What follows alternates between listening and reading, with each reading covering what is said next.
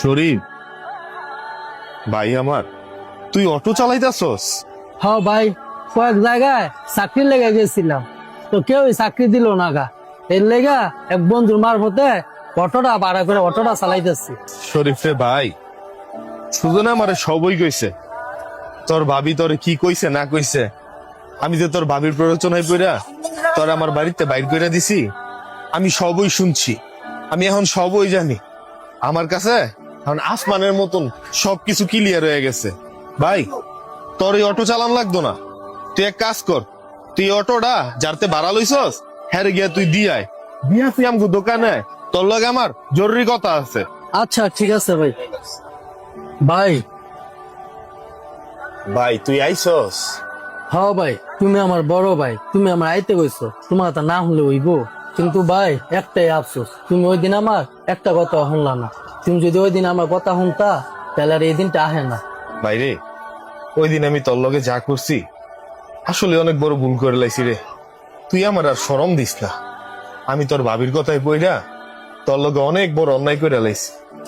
আমার যদি সুজনে সব সত্যটা না কইতো, আমি এখনো তোর ভুল বুঝতাম। আসলে আমি কল্পনাও করি নাই আমার বউ যে আমাকে দুই ভাইয়ের মধ্যে এই সম্পর্কটারে বিচ্ছেদ করার লেগা এত নিচে নামতে পারবো। তোরে কি কইছে আমার বউয়ে, যে তুই তোর ভাইয়ের উপরে বইয়া খাস, ওর উপরে থাকস। বাইরে ওই দিন তো আমি জিদ্দের বসে তোরে কইছিলাম বাড়িতে বাইরে দিতে।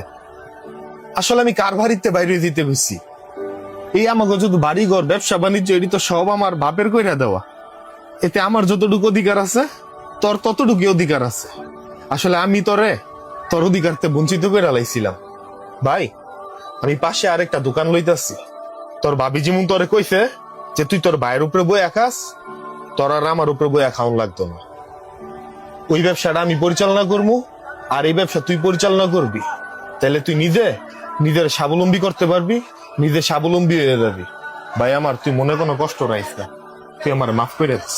ভাই তুমি আমার কাছে মাপ চাইও না, বড়রা ছোট কাছে মাপ চায় না। তুমি যে তোমার ভুলটা বুঝতে পারছো আর সত্যটা জানতে পারছো, এতে আমি খুশি। ভাই তুই ভিতরে আমার ক্যাশে ববি, রাইতের বেলা দুই ভাই এক লগে বাড়ির যাবো। আয় ভাই, ইচ্ছা।